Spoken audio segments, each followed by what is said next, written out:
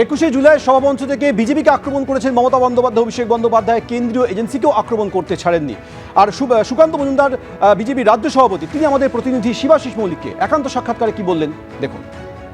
রাজ্য বিজেপি সভাপতি সুকান্ত মজুমদার আমার সঙ্গে রয়েছেন, আমি তার থেকে জেনে নেব তার প্রতিক্রিয়া কি। মমতা বন্দ্যোপাধ্যায় বলছেন, আমার বিত্তবান নেতা চাই না, আমার বিবেকবান নেতা চাই। এমপি এমএলএদের বলছি, কারণ আমি যেন কোনো অভিযোগ না পাই, অভিযোগ পেলে আমরা ব্যবস্থা নেব, কারণ তৃণমূল কর্মীদেরও আমরা রেয়াত করি না, বলছেন মুখ্যমন্ত্রী। আমি এটুকুই বলবো যে ভূতের মুখে রাম নাম।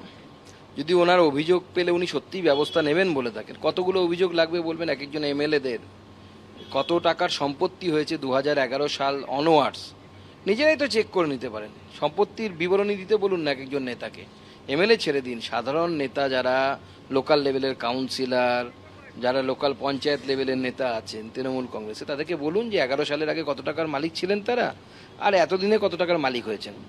রোজগার করা খারাপ না, বড়লোক হতেই পারে কেউ, কিন্তু তার সোর্সেস অফ ইনকামটা কি।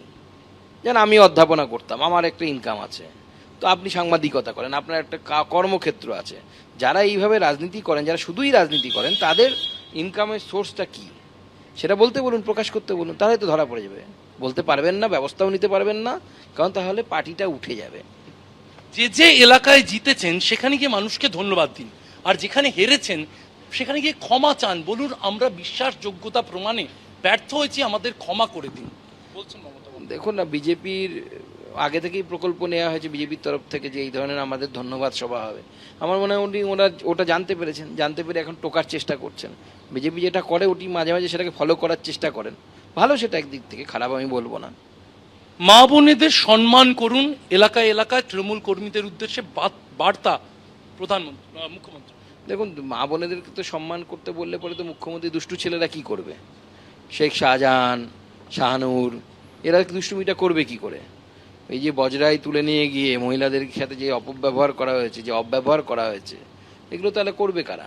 তো এদের তৃণমূল করবে, আবার মা বোনেদের সম্মানও করবে, এটা কেমন একটু সোনার পাথর বাটির মতো শোনাচ্ছে না? আমার তো সেরকমই শোনাচ্ছে। তৃণমূলে কোনো নেতা নেই, তৃণমূলে সকলেই কর্মী, বলছেন তৃণমূল সুপ্রিমো মমতা বন্দ্যোপাধ্যায়। আমি বললাম না, মাননীয় মুখ্যমন্ত্রী মাঝে মাঝে বিজেপিকে ফলো করার চেষ্টা করেন।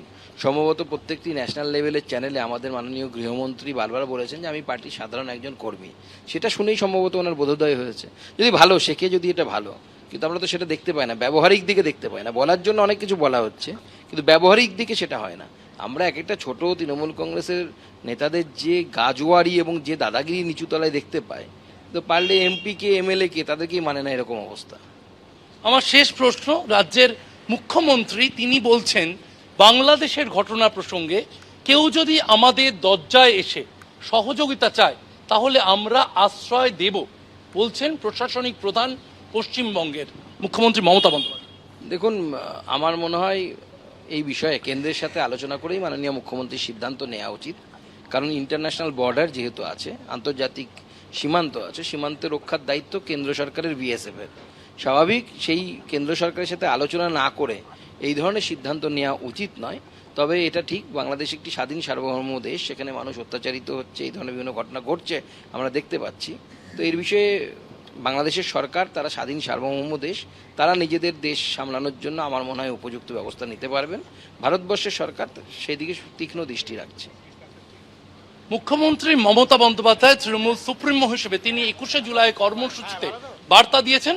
একদিকে বাংলাদেশ প্রসঙ্গে তিনি বার্তা দিয়েছেন, অন্যদিকে তৃণমূল কর্মীদের কি করণীয় কি করণীয় নয় তা বার্তা দিয়েছেন।